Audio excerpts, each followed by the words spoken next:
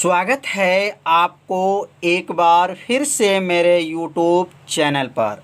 तो आज क्लास 12 के भौतिक विज्ञान अभ्यास 4 में आज हम लोग पढ़ेंगे चुंबकीय अक्ष क्या होता है, चुंबकीय द्विध्रुव क्या होता है, चुंबकीय द्विध्रुव आघूर्ण क्या होता है। आज इस वीडियो में बताया जाएगा और आप सभी विद्यार्थी इसे अपने कॉपी में क्या कीजिएगा, नोट करते चलिएगा। तो अब यहाँ पहला जो हेडिंग आज समझेंगे, चुंबकीय अक्ष क्या होता है, चुंबकीय अक्ष की परिभाषा क्या है।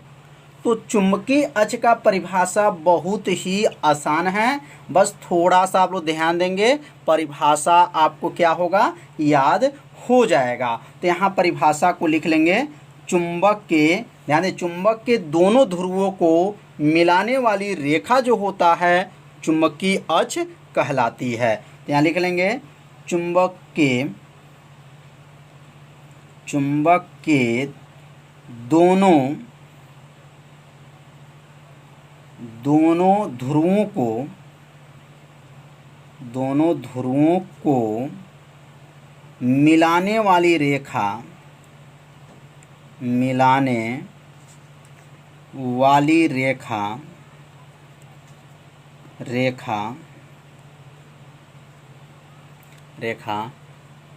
चुंबकीय अक्ष कहलाती हैं। चुंबकीय अक्ष कहलाती हैं।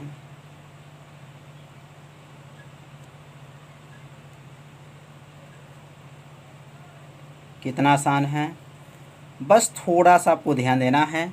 चुंबक के दोनों ध्रुवों को मिलाने वाली रेखा क्या कहलाती हैं, चुंबकीय अक्ष कहलाती हैं।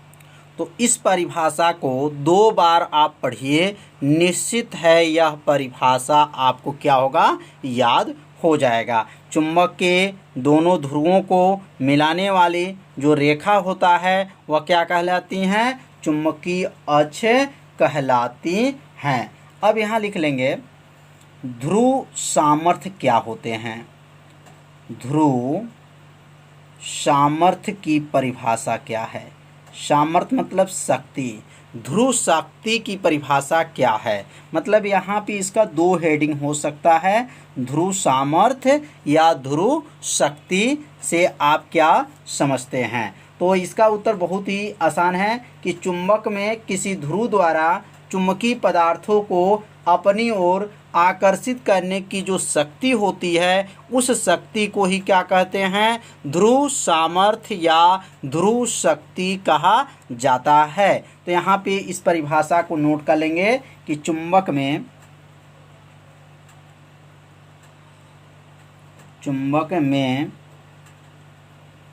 किसी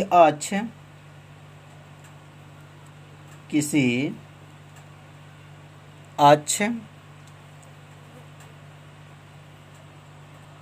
यहाँ जो है अक्ष मत लिखिएगा, ध्रुव लिख लीजिए। किसी ध्रुव द्वारा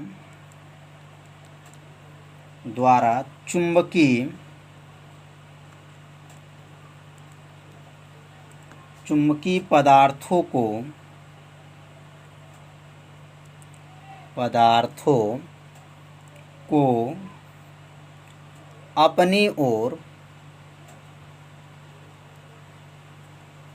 ओर आकर्षित करने की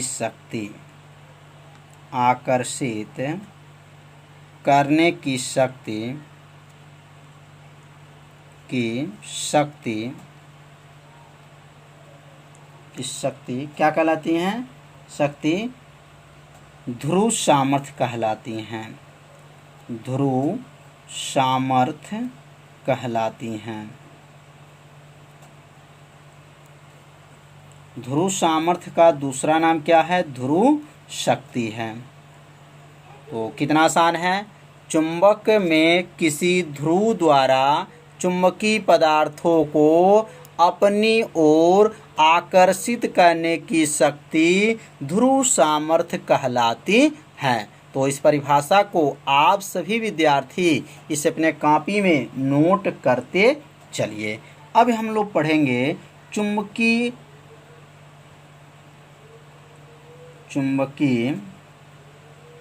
द्विध्रुव किसे कहते हैं।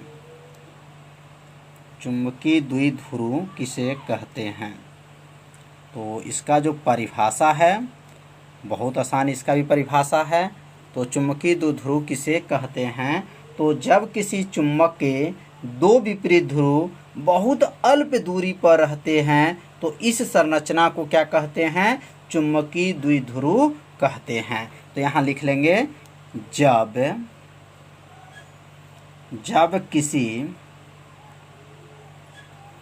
जब किसी चुंबक के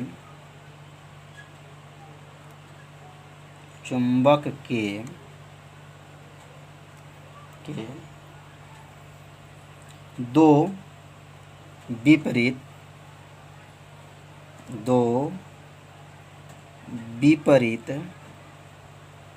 ध्रुव, विपरीत ध्रुव मतलब उत्तरी और दक्षिणी ध्रुव दोनों क्या होना चाहिए, विपरीत होना चाहिए।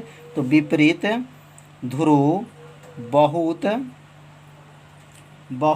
अल्प दूरी पर हों, अल्प दूरी पर रखे होते हैं तो इस संरचना को क्या कहते हैं, चुंबकीय द्विध्रुव कहते हैं। इस संरचना को क्या कहेंगे, चुंबकीय द्विध्रुव कहते हैं। चुंबकीय द्विध्रुव कहते हैं।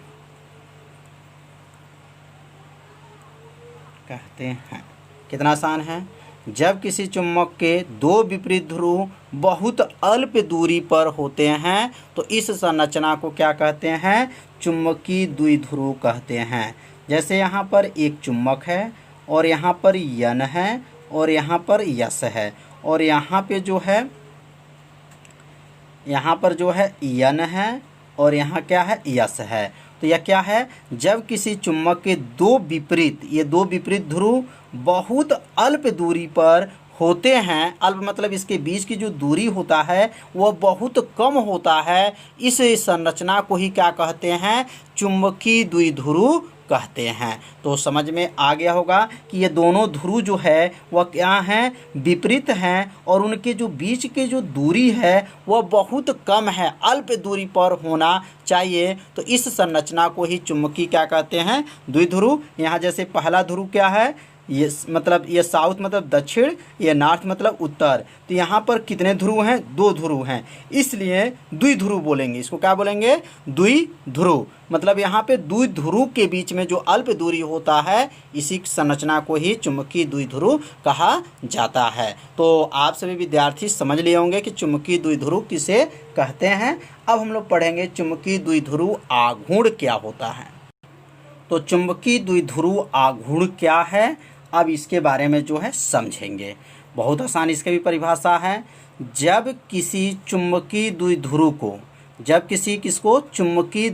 को चुंबकीय क्षेत्र में रखा जाता है, मतलब किसको रखा जाता है, तो चुंबकीय द्विध्रुव को चुंबकीय क्षेत्र में रखा जाता है तो इस पर एक बल युग्म कार्य करने लगता है। कौन सा कार्य करता है, बल युग्म कार्य करने लगता है जो द्विध्रुव को चुंबकीय क्षेत्र के समांतर करने का प्रयास करता है। मतलब जब चुंबकीय द्विध्रुव को जब चुंबकीय क्षेत्र में रखा जाता है तो उस पर एक बल युग्म कार्य करने लगता है जो द्विध्रुव को चुंबकीय क्षेत्र के क्या है, समांतर करने का क्या करता है, प्रयास करता है।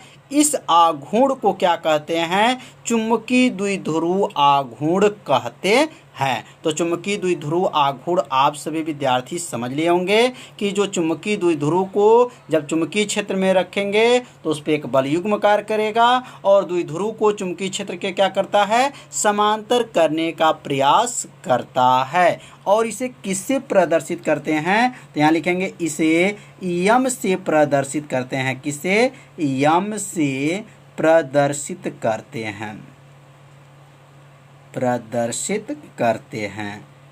और यहाँ लिख लेंगे इसका जो मात्रक क्या है, इसका सूत्र क्या है। अब यहाँ पे नीचे नोट कर लेंगे चुंबकीय द्विध्रुव आघूर्ण का जो सूत्र होता है, इसे यम बराबर जो होता है, यम बराबर सूत्र लिख लेंगे, यम बराबर है यन होता है, आई होता है, ए होता है। तो यम का नाम क्या है, चुंबकीय द्विध्रुव आघूर्ण है। यन का नाम जो है फेरों की संख्या है। आई का नाम जो है धारा है। और ए का नाम जो है क्या है, क्षेत्रफल है। तो यहाँ जो इसकी परिभाषा बनेगा, धारा और क्षेत्रफल के गुणनफल को, धारा और क्षेत्रफल के गुणनफल को क्या कहते हैं, चुंबकीय द्विध्रुव आघूर्ण कहते हैं। आप चाहें तो यहाँ से भी परिभाषा इसका बना सकते हैं कि वैद्युत धारा और क्षेत्रफल के गुणनफल को चुंबकीय द्विध्रुव आघूर्ण कहते हैं। तो ऊपर एक परिभाषा लिखा गया है और एक सूत्र से परिभाषा को बनाया जा सकता है। अब हम लोग पढ़ेंगे चुंबकीय द्विध्रुव आघूर्ण का जो है इसका मात्रक क्या होता है और इसका जो बीमा क्या होता है। अब इसके मात्रक और बीमा के बारे में समझेंगे। तो यहाँ हेडिंग नोट कर लेंगे, चुंबकीय द्विध्रुव आघूर्ण का मात्रक एवं बीमा। चुंबकीय द्विध्रुव आघूर्ण का क्या लिखेंगे, मात्रक एवं बीमा।